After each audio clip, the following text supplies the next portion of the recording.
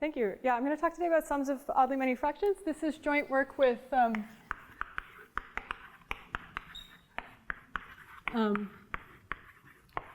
Thomas Bloom, and this is work from about, I guess it first went up about 1.5 years ago. It's recently been accepted, which is great. But I want to emphasize that there's a lot of open problems left around this, and so you can interpret this talk as an invitation. Okay, so I want to start with the following question. So I have two parameters, h and q, and then the question is how many how many integers in a random interval of length h are prime to q.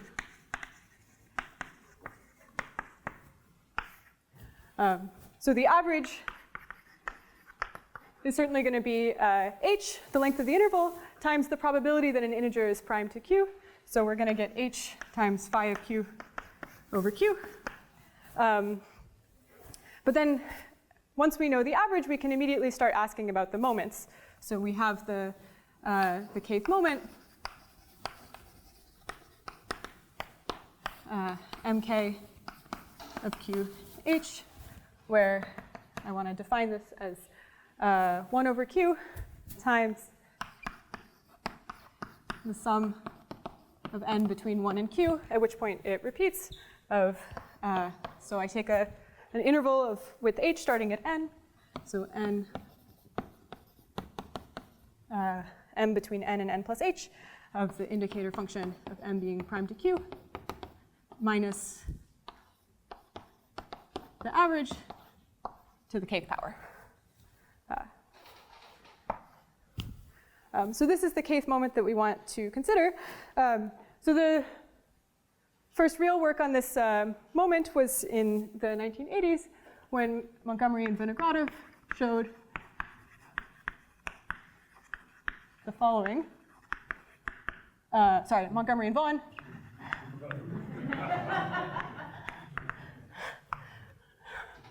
We can assume that the truth is reasonable. So this is from 86. That for all k bigger than 1, as h phi of q over q goes to infinity, we have that mk of qh is bounded by phi of q over q times h to the k over 2. So this is certainly consistent with a Gaussian distribution, and this result was improved by Montgomery and Sound in 2004.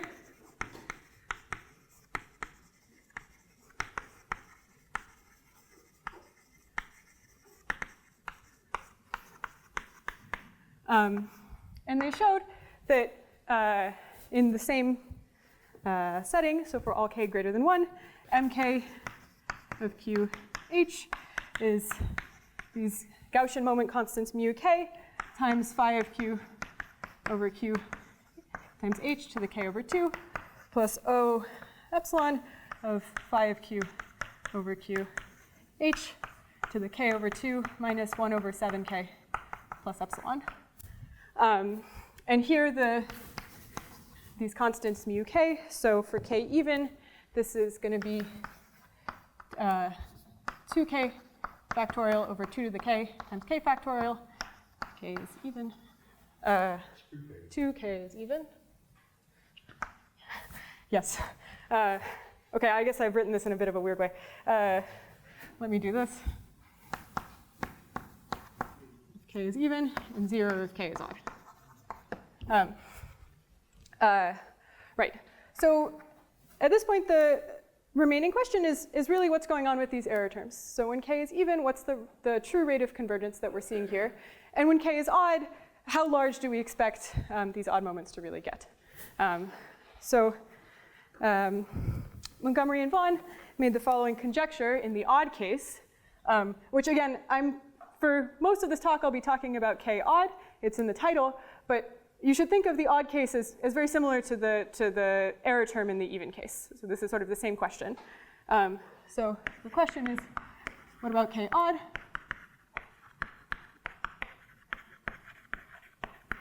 So there's this conjecture due to Montgomery and Vaughan that for k odd in the same regime, we should have mk of qh bounded by phi of q over q times h to the k minus 1 over 2. So we should get an extra saving of a half in the exponent in the odd case. Hopefully by the end of this talk you should believe this conjecture and also understand why it makes sense. But a really good reason to believe this conjecture is that we've almost resolved it. So our result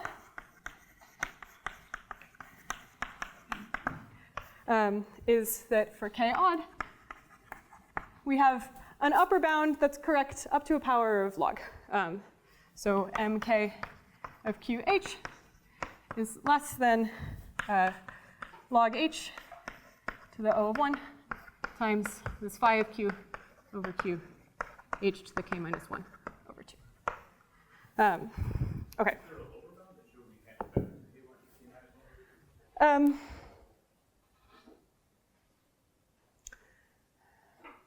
I don't think a lower bound has been written down. I do think it would not be very hard to write one down from our results. Yeah. Was this in the same paper? Yes, yeah, this was from 86, yeah.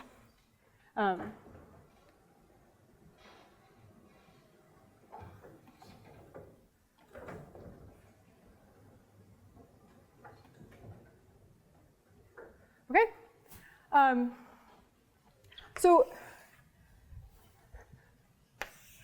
Right, so this is the odd moments part, or this is the distribution of primes part. I haven't really talked about primes, but our results also have applications to upper bounds for averages of centered singular series for k tuples where k is odd. And I want to mention that specifically because de la Bretèche, who's here, recently proved an asymptotic in the case where k equals 3 for these averages of singular series. But OK, in the interest of time, I'm not going to get into that. So instead, I want to talk about fractions, which is what this talk is really about. So let's see how we get to fractions. Maybe I'll just say remark. We also have bounds for singular series.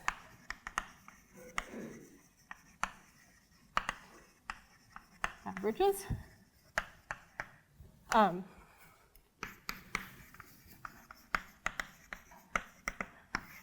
So the key part of our method is that we reduce this to a question about counting k tuples of fractions with certain constraints, which I think is interesting in its own right.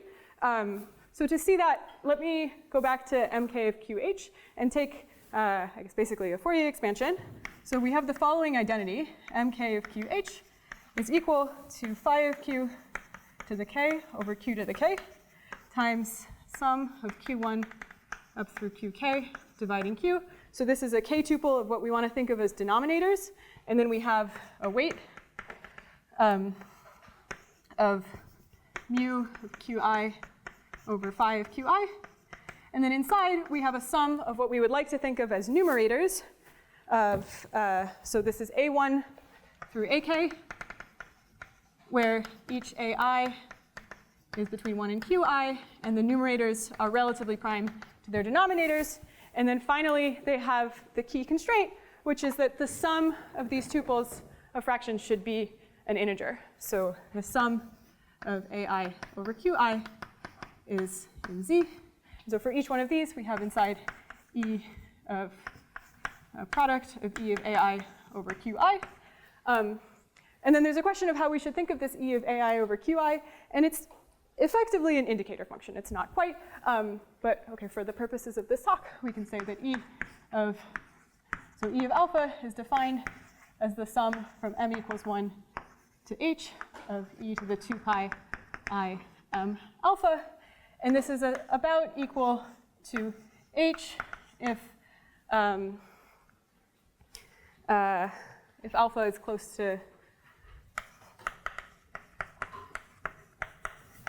an integer and 0 otherwise.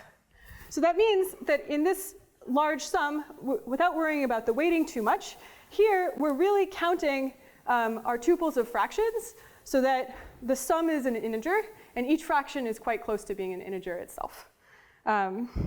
So in particular, just sort of directly from this setup, we arrive at the following problem. So here's a problem, which is that for fixed Q1 up through Qk, we want to count tuples A1 over Q1 up through AK over Qk, such that the sum of AI over Qi is in Z, and the fractions are reduced, and then we want this to be large. So we want AI over Qi to be pretty close to Z. So AI over Qi is in, let's say, the union of the intervals 0 to 1 over h and 1 minus 1 over h to 1. OK, so this is the problem we arrive at. In general, this is a little bit too finicky to be useful. But one thing that's great for us is that this weight function allows us to average over fractions with similar denominators. So in practice, we care about this problem where we only want to fix the size of the denominators instead of the denominators themselves. And then it becomes a problem that we can solve, which we do. For the purposes of this talk, I'm going to write down a simplified version of the fraction counting problem that we solve. So here's what we actually do. So I want to fix Q. So this is the size of the denominator. And now I have to add the constraint that Q is less than Qi is less than 2Q.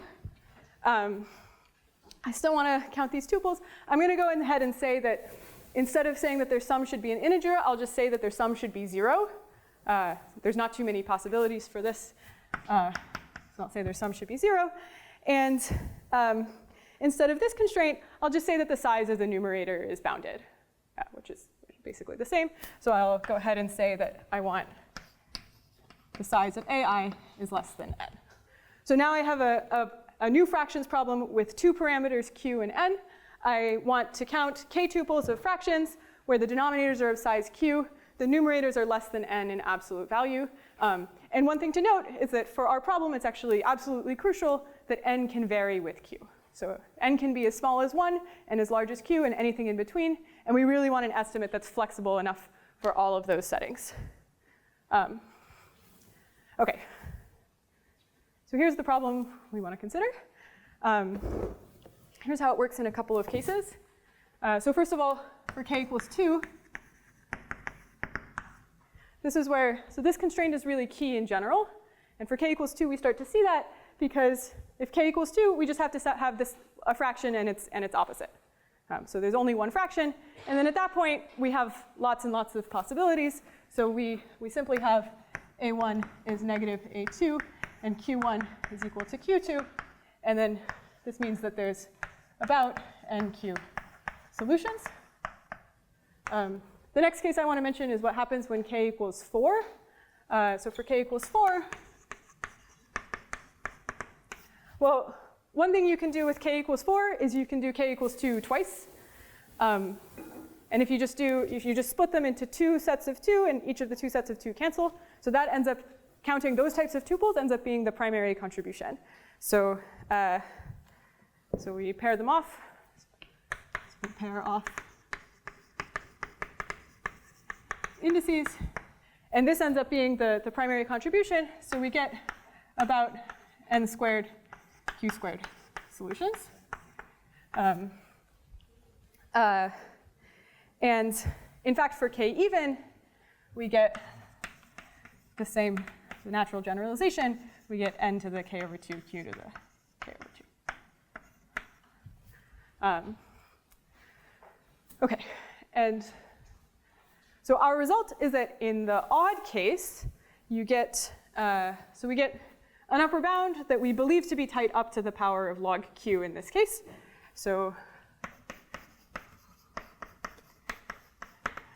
our result is that for k odd, then the number that we want to count is less than log q to the O over 1 times n to the k plus 1 over 2 q to the k minus 1 over 2. Okay. And I do want to remark that this is tight up to the power of log. Okay. So maybe while I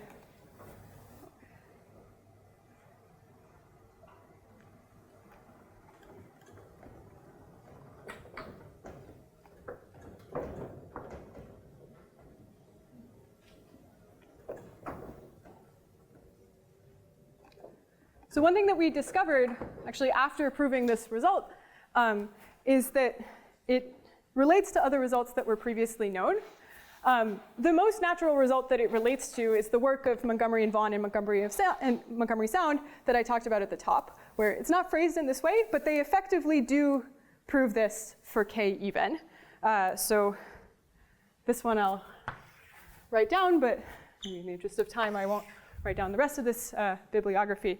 So I'll note that Montgomery and Vaughan and Montgomery and Sound prove that you get n to the k over 2 q to the k over 2 solutions for k even. And the only thing I really want to emphasize about their argument, which again is implicit in their work, is that it's all reliant on what they call the fundamental lemma, which is basically an inductive application of Cauchy-Schwarz. And one thing that's very new about our paper is that we do not use the fundamental lemma at all. So this is using fundamental lemma techniques.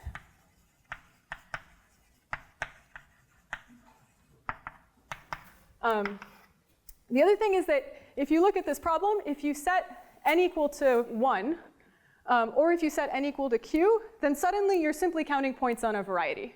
And so people who count points on a variety had looked at this question a lot, but almost exclusively either in the regime where n equals q or in the regime where n equals 1. Because somehow in between, you're instead asking about some sort of equidistribution problem on a variety, and that was not the type of question that people are attacking in these areas as much. So these I just want to mention very quickly. So when n equals q, this problem had been studied in a lot of different papers with a lot of different ideas by, there's a work of Blomer, Brudern, and Saarberger, there's work of de la Bretèche and Destagnol and Sparlinski and Betten and Destagnol. And when n equals 1, I want to note that there's work of Heath Brown where he gets the second order terms when k equals 4 in the n equals 1 regime, which is pretty amazing. And so I guess I really want to emphasize that one thing I like about this is that it interpolates between the n equals 1 and the n equals q regime. And apart from the powers of log that are really changing in the answer, it's tight in both of those regimes. Okay, the final remark I want to make before I talk a little bit about proofs is that just as we saw in the k equals 2 and k equals 4 case out there, most solutions are expected to be degenerate in the sense that there's a smaller subset that sum to 0. So most solutions are expected to be degenerate. And by that I mean that the sum of ai over qi over some proper subset I is equal to 0 for, yes, so for a proper subset I in 1 to k.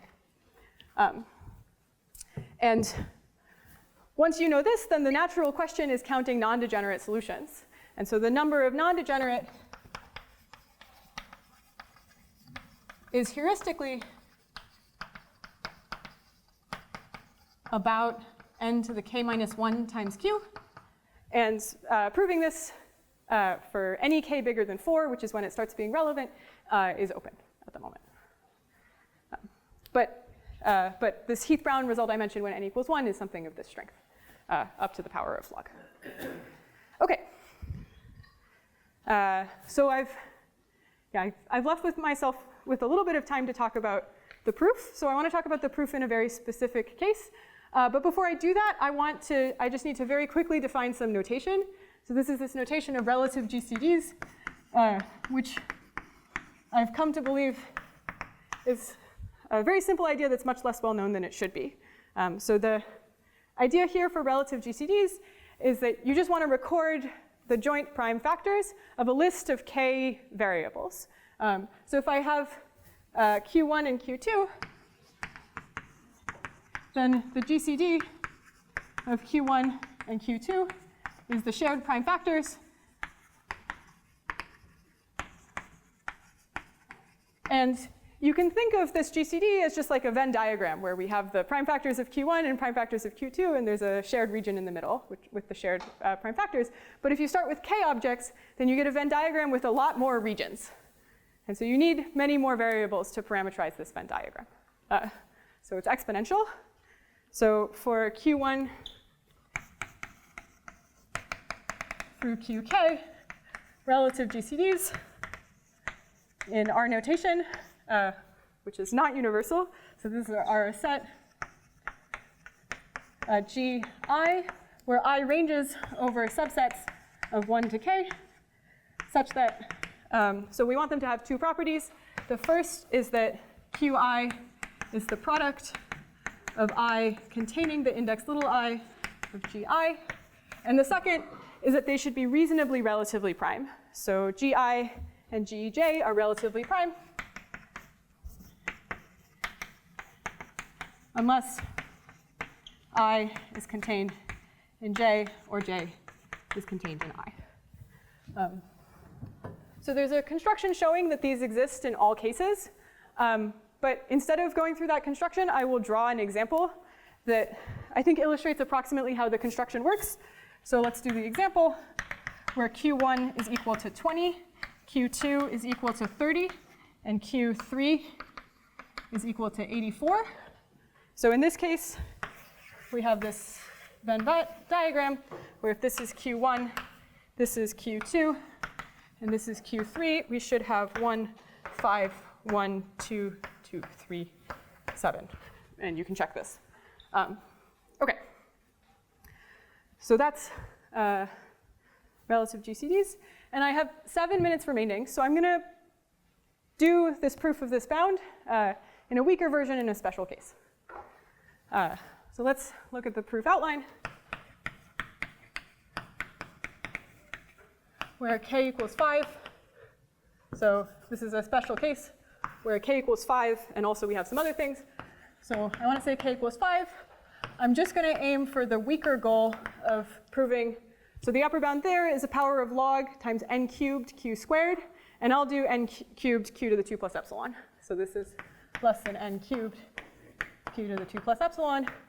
And I'm also going to say that I have a special case, which is that, so I want to pass to my relative GCD parameterization, but I'll go ahead and assume that Gi equals 1 unless I has size 2. So the only GCDs I see are just shared pairwise. It's not obvious why, but this ends up being sort of the hardest case that you need to understand. So the special case, it's going to be that Gi equals 1 unless I has size 2. And note that from this condition, this implies that they're all relatively prime. So Gi, Gj is equal to 1. So we have this bookkeeping that we want to think of. So we can think of our goal as a budget of the number of choices we can make. And every time we want to fix something, we make some choices that get divided from our budget. So we're multiplicatively making choices at each step. And that's sort of spending money, and we want to make sure we don't go over our budget. So the things we need to know are, so we need to know the AIs from I equals 1 to k, and we need to know the GIs for every pair. So we can think of this as a graph with 5 vertices, where we need to fix an AI for every vertex and a GI for every edge. So we have the vertices like this, 1, 2, 3, 4, 5. So we start with this equation that A1 over Q1 and so on plus A5 over Q5 equals 0. And if we multiply out all of the denominators with our GIs, so I'm going to do 2 steps at once. One is with the GI parameterization, and the other is multiplying out the denominators. And I'm going to get that AI times the product of I not containing 1 of GI plus A5, sorry, A1, yeah, A5 times the product of I not containing 5 of GI is equal to 0. So now I'm going to do my first fixing step. So I want to fix, okay, I'll fix the following. A1, A2, A3, G12, G13, G14, G15, G23, G45.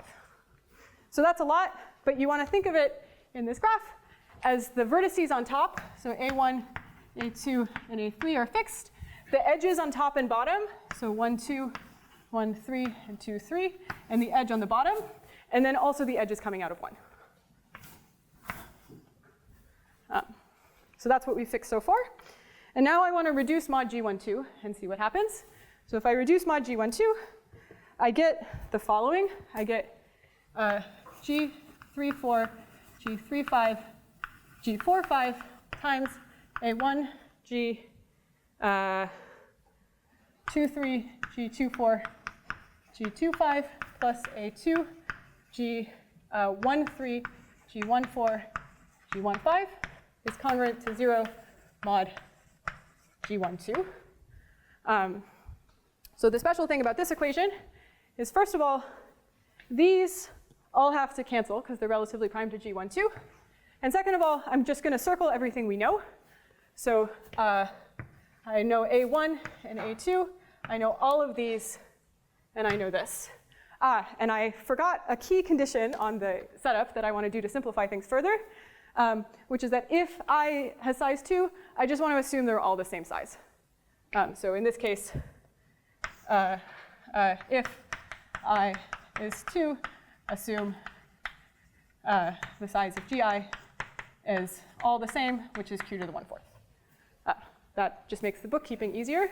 So sorry, let me say that at this step, when we fixed these, we spent the number of choices we made to fix these is n cubed times q to the 3/2. Yes, great. Okay, so now that means that I know this G23, G24, G25 mod G12. I already know G23. Yes, I already know G23. So I know G24, G25 mod G12. So instead of costing q to the 1/2 to fix that, it just costs q to the 1/4. So I spend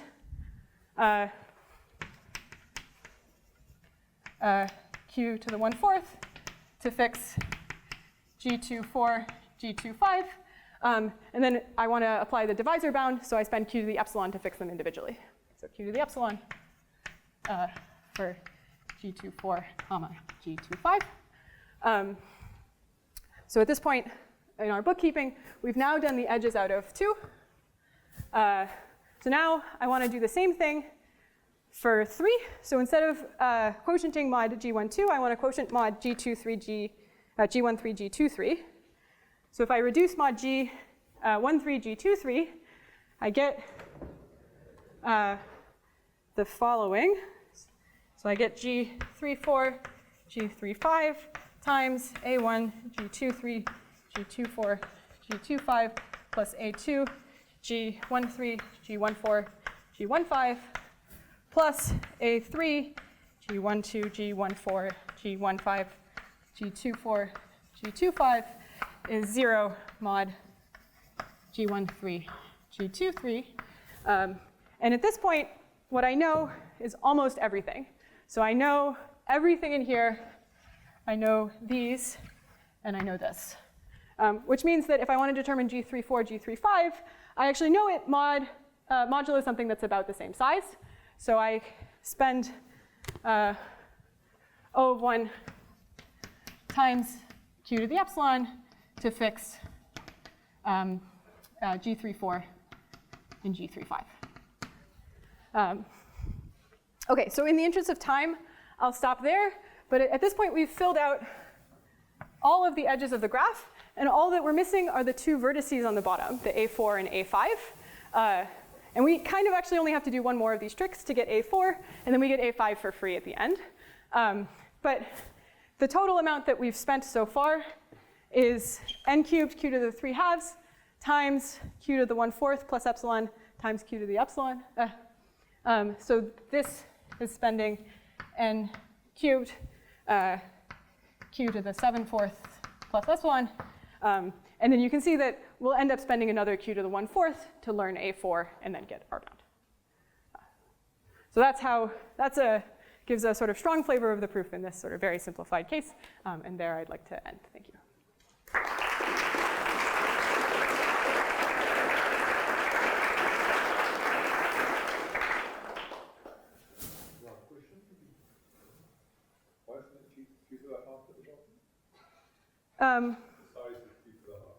So I want to fix something of q to the half that I know mod something of size q to the half. So I have a constraint that saves q to the half off of my q to the half. So then, yeah.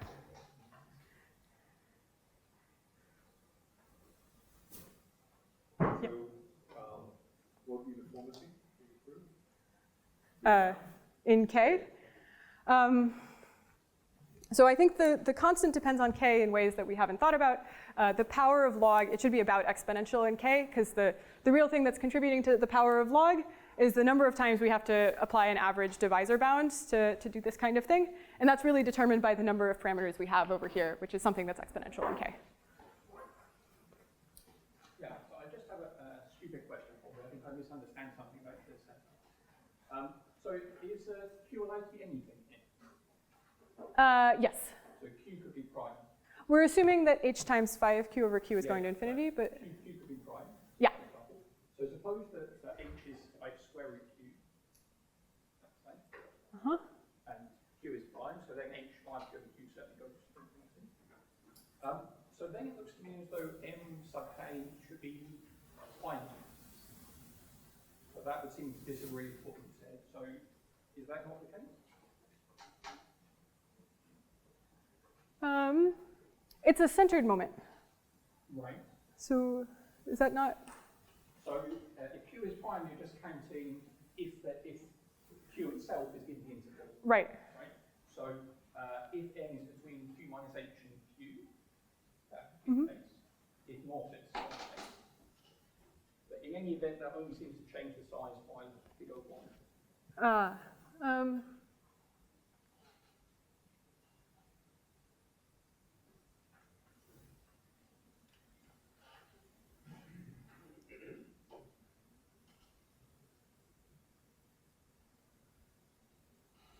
Okay, yeah, this is a good question. We can talk about it later, yeah.